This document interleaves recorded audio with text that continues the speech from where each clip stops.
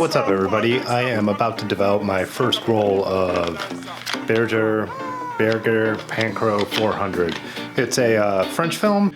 So yeah, I ended up developing that roll. I developed it in HC-110 dilution B. The development times were really interesting. It was 9 minutes. I've never seen any film that needs to be developed that long in HC dilution B. And it was the same time as stock D76, which is interesting. That's another thing you rarely see. But on their website, Bergger says that it looks good in any developer. That's their claim. It's supposed to be an extremely wide latitude film.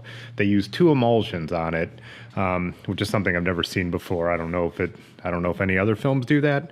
But so yeah, their big selling point is this really wide latitude range and being able to use any developer.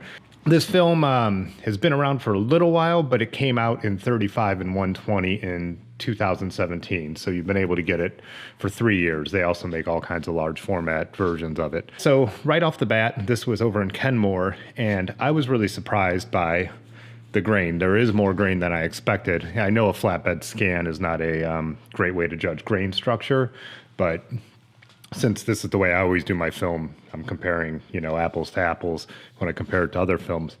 But yeah, they were right on. This is a white wall, but you could see how dark, the blacks and the used parts came out. I barely had to adjust any of this. I would say that this is the most information I've ever seen on a negative of black and white film. Here, the second one, this is that same wall, and it's being, the sun is being shown right off of it. And I had, again, barely had to touch it. I don't, do a lot of darkroom printing. I know how to. I have stuff I've set up, a couple times with my equipment to do it, but I am not a print expert. So I can't comment on how this would print, but as far as scanning and doing a couple edits, it seems like this film is almost a blank canvas. You could do pretty much whatever you want with it. I did some dodging and burning to some of these images. Here you're looking at one, and here's kind of basically how it looks. And this is, some people have complained that it could be a little flat looking. This is with a red filter, so that bumped up the contrast. I'm wondering if HC-110 also bumps the contrast a little bit, being that kind of developer. But here's another abandoned building over there. And again, the blacks are black. There's a lot of midtones. There's information in the highlights. You could really pull a lot out of this film. This is kind of a cool fading sign. And again, just a great latitude. It's pretty impressive. I would have to say this could almost be like a super safe film to shoot. Maybe if your shots are important, you're going to have something here that you need. And like I said, I'm not a darkroom expert, but I'm guessing that you could use your contrast filters and, dodging and burning in the darkroom to really bring whatever you wanted out of this. I think the sky looks really cool. I've driven by this building so many times, and I finally stopped to take some photos of it. These are the stairs at the farmer's market I've been volunteering at. Again, let's jump in. I'll show you exactly, taking the TIFF file directly off my camera. And if you look here in camera raw, the only thing I had to do to, I usually really pull the blacks or really try and pull out some shadows or the exposure in the middle, a lot of midtones with some of the other films I use. And everything is kind of already there. Again, the tent set up at the farmer's market. Now I've shot this with a number of films, and it's kind of cool because I'll have them to compare. This is a spot in the valley. I was on my way down there to do there were a certain couple places I wanted to check out. I hadn't been in years, and I did want to get some black and white images of. And this is in, fairly flat light. This must be around 2 o'clock. Same here. I think this just came out great. I mean, I'm really kind of thrilled with this. And down here, there's this abandoned farm equipment in the Cuyahoga Valley that I knew about. And I was riding my bike. This was my goal, to get over here and take some photos of these 2 farm implements down here. I shot some with the wide angle lens I've been using in the last few videos, and then I went back to my favorite lens. And when I look at the ones I shot with my favorite lens, like right here, you'd look at that background blur.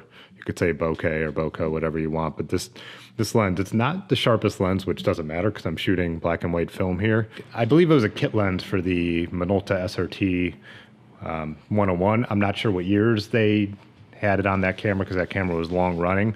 It's definitely a vintagey looking lens, late 60s, early 70s. Here, look at this, all the contrast in these woods. Some other films, it just would have been a little too much in this high contrast situation. And here there's just so much information. Classic style shot. I really like this. This is, again, that lens. I just just, yeah, I think it's just such a pretty lens. It's by far my favorite. Here's both farm implements together.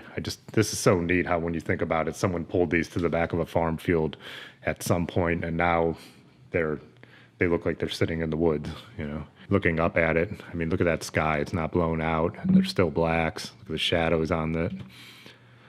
This is an old cabin that has clearly been burned down and destroyed. I'm surprised the park hasn't taken it down the rest of the way. I've wanted to go over here for a long time. This is the first time I've done it, and I'm working, like I said, on a project, and this is part of it, and I needed some black and white images of this for that project from inside where the roof's caved in. Again, just showing that, two of those shots, showing that tremendous exposure latitude. That's just really, really impressive. I really like this one. Look at the wood on the cabin and the chimney there, and yeah, you've just got pretty much every tone imaginable. Another great shot. This is the front. It's funny, when you approach it from the front, it looks like there's a cabin there, and then you walk around the back, and, you know, the back is pretty much totally gone. This would have been such a cool spot. There's a little stream running right down it from the hill, and then Furnace Run is down at the bottom. Yeah, roof cement. This is kind of, in the context of this, you know, little photo essay, I think kind of humorous. Another shot from the side. Yeah, just would have been so cool. Really good textures. Everything looks so, I don't know. I have one more roll of this film. I had ordered two. You know, after shooting Ferrani and it being such a hard process to nail it down, I didn't want to get over involved in a new film. And then now I'm probably going to go back and buy more of this. I kind of want to buy the 120. I feel like, you know, with, you know, having the 120, you'd really have a lot of leeway with that information. Another just cool shot. Just really like it. And this is shooting towards the sun. So if you look between that split tree and the left, you know, the sun is actually right up there, and it's still, you know, all this information, little flowers. Again, this is with my favorite lens. If you look at that background blur, it's just fantastic. And there's like a swirly effect this lens has. One thing I didn't do with this film is shoot any people, so I don't really know how it would render skin tones, but I think it would be great because that's where you don't want a lot of, you know, high contrast look. So all in all, this is, I would say, Pancro 400 is the film I didn't know I needed, and I'm really happy with it. I want to shoot more of it and experiment with some different situations.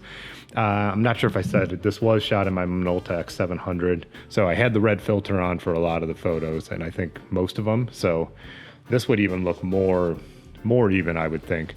I know some people have complained about the level. It could almost render something boring. I think maybe if you were shooting like an expansive landscape, but again, with some dodging and burning, either in Photoshop or the darkroom and some contrast control, you really can do whatever you want with this film, I think.